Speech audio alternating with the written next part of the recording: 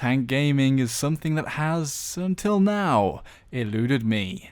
The mechanical draw has always clawed at me to play with oiled fingers, and I have caved in.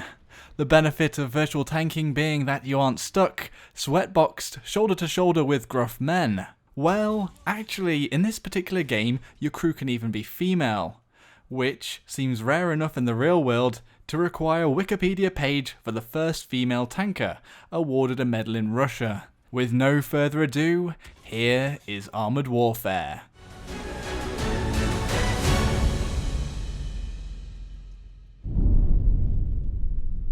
So, from the perspective of an FPS player, whilst the hype and commotion of the tank genre initially piqued my interest, I held a very biased and undeserved view of a tank game, perhaps misled by the platonic tanking experiences you get in games like Battlefield and Planetside. They work and are fun, but lack the ridiculous depth that this game goes into. I'm going to preface all of the gameplay discussion with the fact that I am still a noob.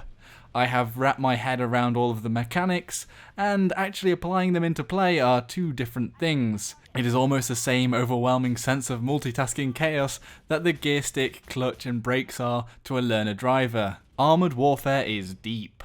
Almost all of the tanks have wildly varying armor penetration values, which you need to match with the right type of ammunition to where you hit and how armored a tank is. There are several different types of resistances that appear on later game tanks.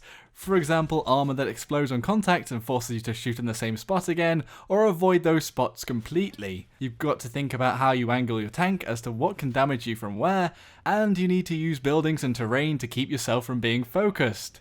The stat sheets come with an abundance of numbers, and you can have lots of different attachments and modifiers on every tank, not to mention the sheer amount of different types of arms, single shell, multi-shell, guided missile, and even map-orientated artillery, and then the spread of historic and modern tanks themselves. You even have different sets of crew members which bring different perks and values. I digress. But don't let that scare you. There is a tier system to the tanks. The first tanks in the lower tiers are fairly straightforward click and shoot. It also always auto-balances the game. Most of the time you're put with people on a similar tier of tank, but if not able to do that, the game will match a median of the tiers on both teams. So, even if there are some beefier tanks, you'll never be overpowered by sheer equipment. As a lower tier, it's almost like playing a support in a MOBA game, revering the highest tier tank as your carry and calling game over if they turn into shrapnel. There is also a PvE mode, where you can go on tank related missions with other tanks. Whilst I am very much a PvP orientated player, I could see the PvE being an introduction for newer players who might struggle to compete with the veterans. The missions are fun too, and much more of a laid back experience than the brutal PvP. It also allows you to experiment with all the tanks, upgrades, and how to deal with certain vehicles without being thrown to the sharks. So, if you have more of a cooperative spirit, this might take your fancy.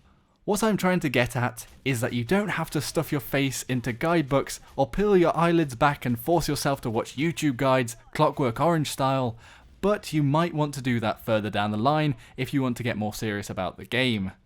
You may also need to go naturalist style and learn each tank's traits, so that you can spot and work around them. Truth be told, the developers got in touch with me and asked if I would like to check out the game, and gave me access to some higher tiers of tanks, which I obviously tried some of the monster looking ones to initially find I was outskilled at every occasion. But for me, I like that, being thrown in at the deep end. Sometimes, not knowing and just taking in the action can be as fun as being skilled and dominating. Sometimes. I wouldn't say I'm good now, but I'm not awful. I have sort of got to grips with the positioning, cover, aiming and some other bits. What I do love about the variation in the game is that it spawns so many little meta tactics. For example, a quick and nimble tank will want to try its hardest to harass the heavier tanks. The artillery has its own firing system looking across the whole map and pinpointing fire locations, making tanks move from cover. But the static artillery is very vulnerable to one of those quicker tanks speeding through enemy lines and murderizing them. The guided missiles, on the other hand, can traverse terrain to hit tanks in an angle where normal firepower might just ping off at a horizontal angle. Then you have the main battle tanks, which quite literally tank damage from the front, and you are there to show off your breastplate. Well, actually, they mostly ping off into the stratosphere. Basically, I think there's a lot of scope to keep you interested.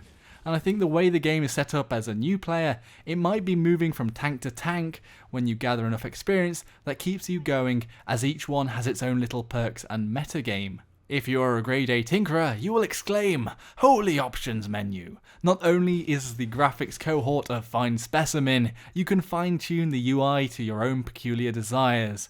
Personally, I've enlarged the minimap and reduced the size of almost everything else, and even hidden a few things. I think games like Planetside, Battlefield and others could really take a page from this game's book. It is quite frankly epic. Well, as epic as fiddling with a static UI can be.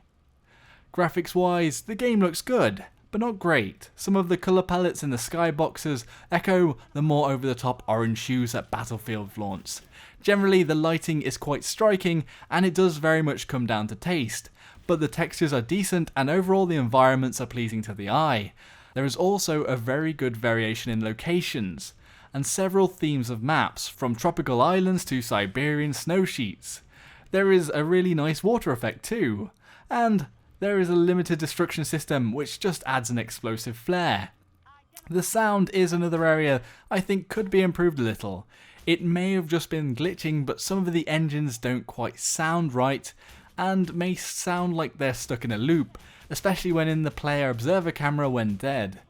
I do realise that Armoured Warfare draws a lot of similarities with World of Tanks, not only in the fact that they both have tanks in them, the UI layout, aiming system and a few other things make it seem like a matchup. Whilst I can't really make a comparison between the two, as this is me dipping my toes into the tanking genre, but I can say Armoured Warfare definitely isn't a shallow experience, as this is a free-to-play game. I also would struggle to comment on the pay model for the reason that there is so much going on. Mostly it follows the soft transactions like Planetside 2, another good model, where players can buy boosts for XP, but in most cases, not most of the systems or items in game, and most things can be gotten by free players if they grind enough. And I was often switching between the premium tanks and none, and honestly at my skill level I couldn't see anything obviously overpowered. Partly I suppose because there are so many variations and variables it is so hard to tell. So, coming primarily from FPS games, could Armoured Warfare subdue your urge for more tactical, cerebral and tank related desires? I think so. For me, I always look to games as balancing your palette. This game fills a niche, an experience that I don't really get in other games. Planetside 2 is my go-to warfare simulator because of the scale, and Battlefield doesn't quite fulfill me in that regard. Counter-Strike Go is tight mechanically and teamwork orientated for the more serious gunning spree. Armoured Warfare then is a more complex, mech warrior-ish type game where you are careful and thoughtful to your every move, and I am having a good time so far. Thanks for watching everyone. If you want to sign up, there is a link below, and the developers did say they would give me some premium tanks to give away. So if you want to win a tank, the Chieftain M9 apparently, then put your best phrase for a tank below, like shell slinging meat bucket. And I'll pick one out on an unnamed criteria that I haven't thought through yet. And if they don't get back to me, at least we'll have a grammatical kick around. Don't worry if English isn't your first language. Just go ahead and use your own language, or hey, give it a go in English, it might be funny or interesting in its own right. By the way, I plan to do a Planetside 2 January wipe before the 31st, covering all the changes, drama, and events that have gone on in this month. I am also in the Division closed beta and another game in beta which I just had my NDA lifted, so maybe something on them soon too. I also decided I needed to up my game with non-Planetside 2 videos, and I've treated this one with a lot more care. Obviously, I'm not big outside of Planetside 2, but if anyone has anywhere they know or anyone about to share, it would be massively appreciated. Anyway, what did you all think? Until next time everyone, Joshino.